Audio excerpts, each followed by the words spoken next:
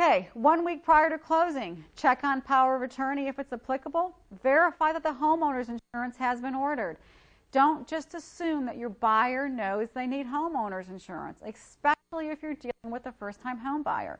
All right? You always want to check on these items. Check on the status of the loan approval and the loan package with the lender. You want to check on the results of the appraisal. Check on the status of the repairs with the listing agent and request receipts for all repairs. And you want to set up the time for the final walkthrough. So as you see, these items that you've done, and if you checked them off, you're going to put them over on that first sheet that's in your file. So you're going to have all these dates and times and these completed items checked off as you go along. All right, 2 days prior to closing, things are getting a little hectic, right? You've got 2 days. A lot of stuff can fall through the cracks if you don't pay attention, and you want to make sure that your buyers aren't sitting at that closing table with the moving truck waiting in front of that house and they're not able to close. So you want to check with the attorney to verify receipts of all the loan packages. If attorney has received it, ask them when the settlement statement's going to be ready. If the attorney hasn't received the loan package, then it's your responsibility to contact the lender and make sure that gets done. Review the HUD-1 with the buyers once it's prepared and buy a closing gift. Okay, you also want to make sure, again, you're keeping track of your buyers, right? You want to make sure that your buyer knows the items that they need. So they have to have a certified check made payable to the attorney. Check with the attorney and make sure that you know how that check is to be made out. They need a copy of the inspection report, the pest inspection, the attorney location, date, and time. Again, make sure that they're aware of that. Any keys or remotes or anything else that the seller is supposed to leave in the house, and that the buyer also will need all the copies of all the receipts for all the repairs that are done. So again, you want to set up these forms, make multiple copies of them, and set up 5 or 6 files and have them ready to go as soon as you get the buyer that you know that you have an exclusive right to work with. So in Section 2, okay, we just talked about Section 1. Section 2 is the very next section over. And again, notice that all of these are permanently, or not permanently attached, but they're 2-hole punched and they're fixed in the folder. So what's going to happen is if the folder falls over, right, all the papers aren't going to fall out. You're going to have everything right in there exactly where you put them. So we're on to Section 2. And in Section 2, you're going to want to have your offer to purchase and contract, all your follow-up letters that we're going to be talking about, and that's how you're going to start building your referral-based business, the moving checklist that I briefly mentioned a little while ago, and the copy of the final HUD-1. We're not going to go over the offer to purchase and contract or the HUD-1 because I know that you all know what that is, but we are going to talk about some follow-up letters and how important it is for you to keep in touch with your buyers once they're under contract. This is where you start building the right and you start being able to ask for referrals. So the first letter you want to send is immediately after the contract is signed by both the parties.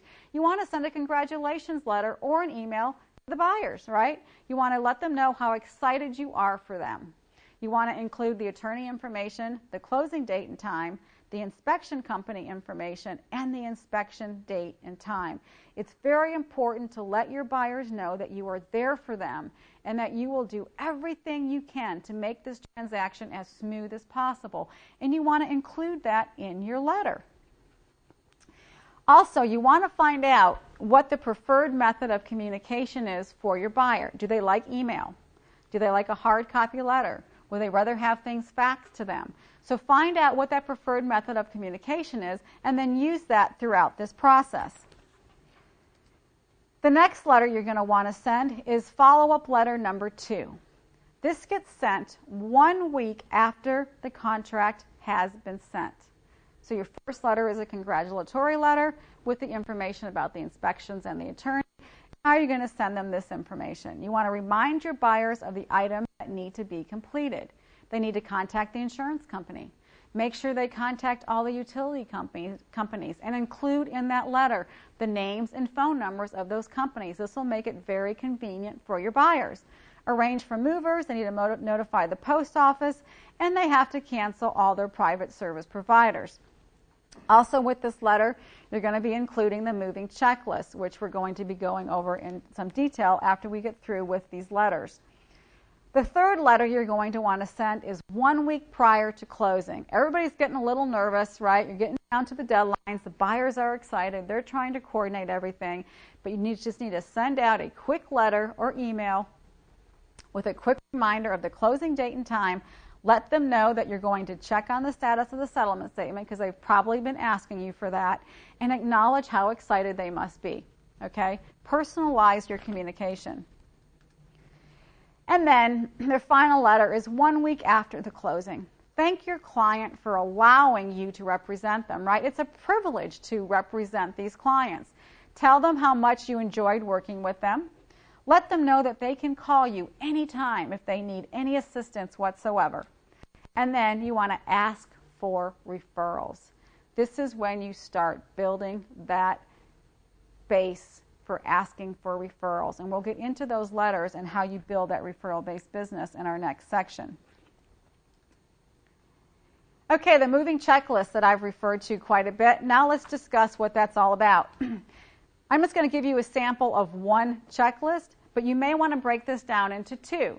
There'll be a different checklist for your clients that are relocating into the area, and there may be a different checklist that will vary just a bit for those clients that are just staying in the area but moving residences. So this is a checklist that you'll send with to your buyers with that second letter. And on this checklist, you're going to remind them to do various things.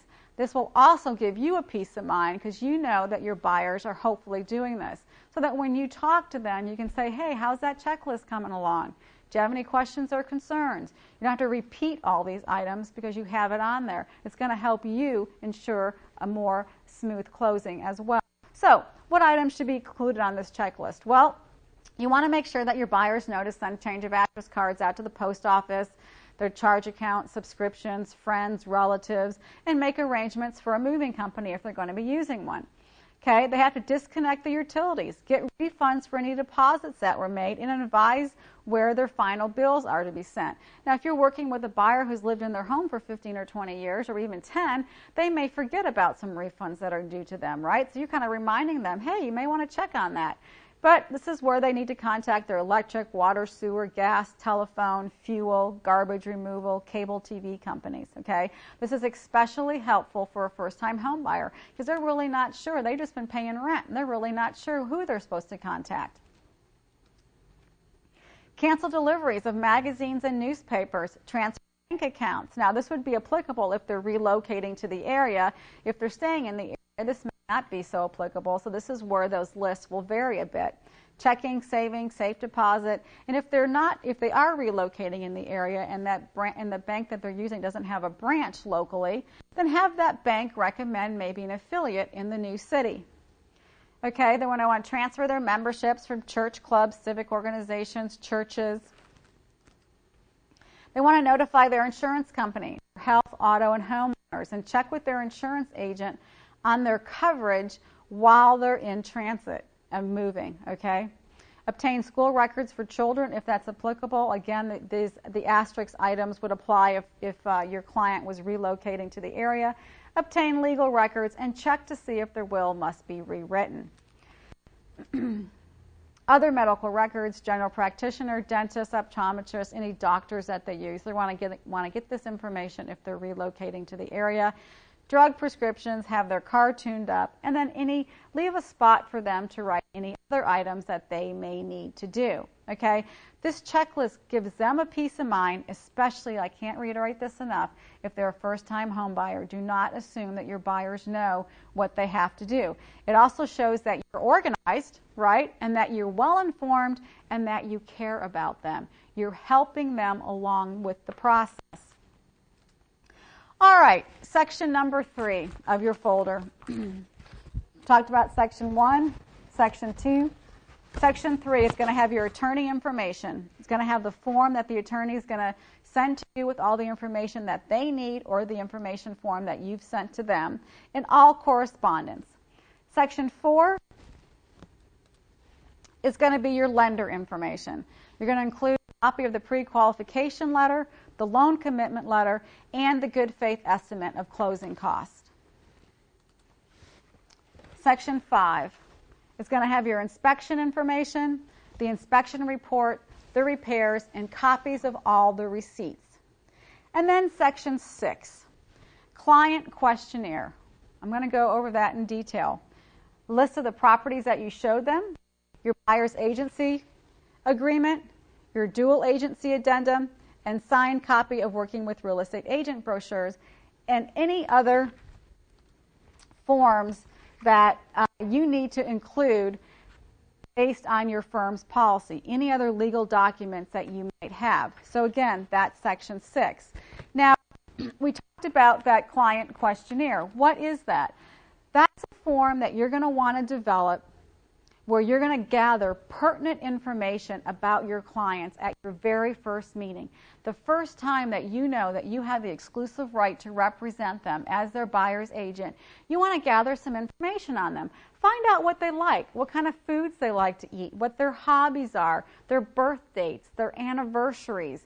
Okay, anything that you can gather, any information to personalize and start building a relationship with them.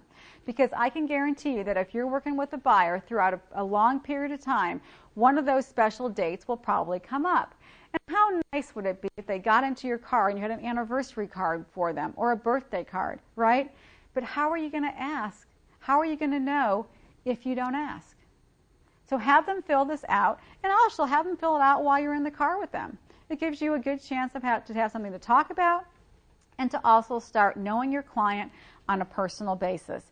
And once you start getting to know your client on a personal basis, it'll be much easier for you to ask for referrals. So let's just recap this file. Again, it's a 6-section file, probably one of the most critical tools that you can invest in. And again, they're available at any office supply store or, of course, on the internet. So Section 1 is going to have your closing information, your buyer's under contract checklist. Section 2, your offer to purchase and contract, your follow-up letters, your moving checklist, and the final copy of the HUD-1. Section 3 will have your attorney information. Section 4, your lender information. Section 5, the inspection information. And then Section 6, that all-important client questionnaire, as well as all the other legal documents that are required by your company.